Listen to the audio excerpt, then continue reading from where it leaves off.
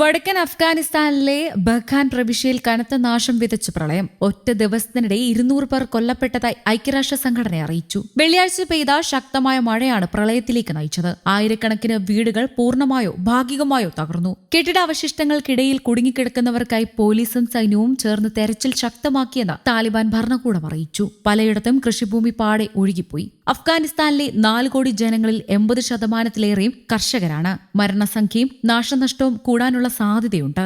താലിബാൻ കൃത്യമായ മരണസംഖ്യ പുറത്തുവിട്ടിട്ടില്ല. അഫ്ഗാന്റെ മറ്റ് പ്രവിശ്യകളിലും സമാന സാഹചര്യമാണുള്ളത്. ഠഗബ് പ്രവിശ്യയിൽ 20 പേർ മരിച്ചു. ബദാൻഷാ, ഖോർ, ഹൊറാത്ത് മേഖലയിലും നാശനഷ്ടങ്ങൾ രേഖപ്പെടുത്തി. തലസ്ഥാനമായ കാബൂളിലും വെള്ളപ്പൊക്കം രൂപപ്പെട്ടു. അതേസമയം കഴിഞ്ഞ മാസം രാജ്യത്തുണ്ടായ ശക്തമായ മഴയും പ്രളയവും 70 പേരുടെ ജീവൻ കവർന്നിരുന്നു. ഏകദേശം 2000 വീടുകൾക്ക് കേടുപാടുകൾ സംഭവിച്ചിരുന്നു. ബഗ്ലാലിനു പുറമെ വടക്ക് കിഴക്കൻ പ്രവിശ്യയായ ബഡക്ഷാൻ, മധ്യമേഖലയിലെ ഖോർ, പടിഞ്ഞാറൻ മേഖലയിലെ ഹൊറാത്ത് എന്നിവിടങ്ങളിലും കനത്ത മഴ തുടരുന്നതായി താലിബാൻ വക്താവ് പറഞ്ഞു. ടിഷ്കാർ ജില്ലയിൽ റോഡ് ഒഴുകിപ്പോയതിനെ തുടർന്ന് 20,000 പേർ പാർക്കുന്ന മേഖല ഒറ്റപ്പെട്ടു. പ്രളയത്തിൽ കുടുങ്ങിയവരെ രക്ഷപ്പെടുത്താൻ വ്യോമസേന രംഗത്തിറങ്ങിയിട്ടുണ്ട്. പരിക്കേറ്റ 100-ലേറെ പേരെ സൈനിക ആശുപത്രികളിലേക്ക് പ്രവേശിപ്പിച്ചു. UN ഭക്ഷ്യ ഏജൻസിയുടെ നേതൃത്വത്തിൽ മേഖലയിൽ ഭക്ഷണം വിതരണം ചെയ്തു. 5 ജില്ലകളെയാണ് പ്രളയം വിഴുങ്ങിയിരിക്കുന്നത്. ഇനി കൊടുങ്കാറ്റുകൾ ഉണ്ടാകുമെന്നാണ് കാലാവസ്ഥാ നിരീക്ഷണ വിഭാഗം മുന്നറിയിപ്പ് നൽകുന്നത്. വീടുകളിലൂടെ പ്രളയജലം കുത്തിയൊഴുകുന്നത്, ഗ്രാമങ്ങൾ പ്രളയജലത്തിൽ മുങ്ങിക്കിടക്കുന്നതുമായ ചിത്രങ്ങളും വീഡിയോകളും പുറത്തുവന്നിട്ടുണ്ട്.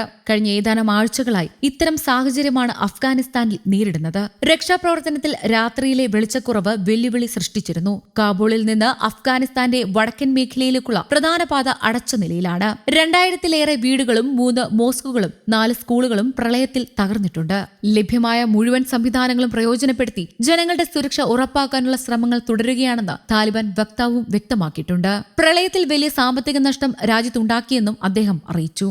ദുരിതം ബാധിച്ചവരെ മാറ്റിപ്പാർപ്പിക്കുന്നതിനും മരണപ്പെട്ടവരെ കണ്ടെത്തുന്നതിനും പ്രവർത്തനങ്ങൾ നടക്കുകയാണ്. നേരത്തെ ഏപ്രിലും രാജ്യത്തിന്റെ വിവിധ ഭാഗങ്ങളിൽ കനത്ത മഴയും പ്രളയവും റിപ്പോർട്ട് ചെയ്തിരുന്നു. അന്ന് 70-ലേറെ പേർക്കായിരുന്നു ജീവൻ നഷ്ടമായത്. അഫ്ഗാനിസ്ഥാനിലെ വെള്ളപ്പൊക്കത്തിലുണ്ടായ നഷ്ടങ്ങളിൽ പാകിസ്ഥാൻ അനുശോചനം രേഖപ്പെടുത്തി. അഫ്ഗാനിസ്ഥാനിലെ പല പ്രവിശ്യകളും കനത്ത മഴയിലും വെള്ളപ്പൊക്കത്തിലും ഉണ്ടായ ദാരുണമായ ജീവഹാനിയിലും സ്വത്തുക്കൾക്ക് വ്യാപകമായ നാശനഷ്ടമുണ്ടായതിലും പാകിസ്ഥാൻ സർക്കാരും ജനങ്ങളും ഹൃദയംഗമായ അനുശോചനം രേഖപ്പെടുത്തുന്നു. അഫ്ഗാനിസ്ഥാനിലുടനീളമുള്ള 1-ലധികം പ്രവിശ്യകളിൽ വെള്ളപ്പൊക്കമുണ്ടായി. വടക്കൻ ഖർ പ്രവിശ്യയിലെ ഉദ്യോഗസ്ഥർ ശനിയാഴ്ച 20 പേർ മരിച്ചതായി റിപ്പോർട്ട് ചെയ്തു. വടക്ക് കിഴക്കൻ ബദഷാൻ പ്രവിശ്യ, മധ്യഗോർ പ്രവിശ്യ, പടിഞ്ഞാറൻ ഹൊറാത്ത് എന്നിവിടങ്ങളിലും വെള്ളിയാഴ്ച പെയ്ത കനത്ത മഴ നാശം വിതച്ചതായി അധികൃതർ അറിയിച്ചു. ദുരന്തബാധിത പ്രദേശങ്ങളിലേക്ക് അടിയന്തര സേനയെ വിന്യസിച്ചിട്ടുണ്ടെന്നും പരിക്കേറ്റവരെ ഒറ്റപ്പെട്ടവരെയും രക്ഷിക്കാൻ കുതിക്കുന്നുണ്ടെന്നും പ്രതിരോധ മന്ത്രാലയം അറിയിച്ചു. അഫ്ഗാനിസ്ഥാൻ താരതമ്യേന വരണ്ട ശീതകാലം മഴ പെയ്യുന്നത് മണ്ണിന് കൂടുതൽ ബുദ്ധിമുട്ടുണ്ടാക്കുന്ന കാലാവസ്ഥാ വ്യതിയാനത്തിന് വളരെ ദുർബലമാണ്. 4 ദശാബ്ദക്കാലത്തെ യുദ്ധത്താൽ നശിപ്പിച്ച ഈ രാജ്യം ലോകത്തിലെ ഏറ്റവും ദരിദ്രമായ രാജ്യങ്ങളിലൊന്നാണ്. ശാസ്ത്രജ്ഞരുടെ അഭിപ്രായത്തിൽ ആഗോളതാപനത്തിന്റെ അനന്തരഫലങ്ങൾ നേരിടാൻ ഏറ്റവും മോശമായ തയ്യാറായ രാജ്യങ്ങളിലൊന്നാണ് അഫ്ഗാനിസ്ഥാൻ. News desk, Kerala Kaumudi.